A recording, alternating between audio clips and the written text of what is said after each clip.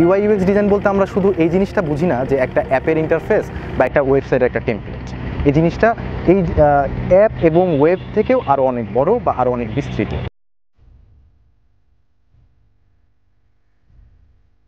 একটা সিস্টেমের যে ভিজুয়াল আমরা একটা প্রেজেন্টেশন দেখি সেটাই হচ্ছে ইউআই, এবং এই ইউআইটা আমার ইউজার কেমনভাবে ব্যবহার করলো, তার এক্সপিরিয়েন্সটা কেমন, বা আমি একজন ডিজাইনার হিসেবে তার এক্সপিরিয়েন্সটা কীভাবে সাজাচ্ছি, এটাই হচ্ছে ইউএক্স।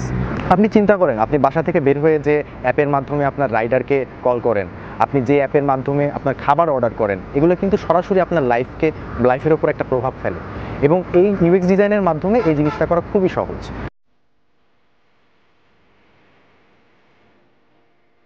আমি মনে করি আসলে কেউ যদি এই ডিজাইনিংয়ের বেসিকটা জানে বা তার ভিতরে তার মাথায় যদি ডিজাইনটা থাকে, তাহলে আসলে টুল কোনো ম্যাটার না।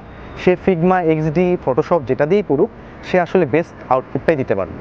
আমি যদি বলতে চাই কেন আমি ইউএক্স ডিজাইনকে আমার ক্যারিয়ার হিসাবে নিলাম, তাহলে আমি বলবো যে এটা আমার প্যাশন।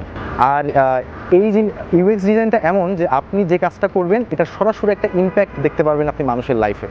হ্যাঁ, আপনি অ্যাপে একটা ফিচার নিয়ে আসলেন বা ওয়েবসাইটে একটা ফিচার নিয়ে আসলেন, আপনি দেখতে পাবেন যে আপনার এই ফিচার মানুষের লাইফে কী ধরনের প্রভাব ফেলতেছে।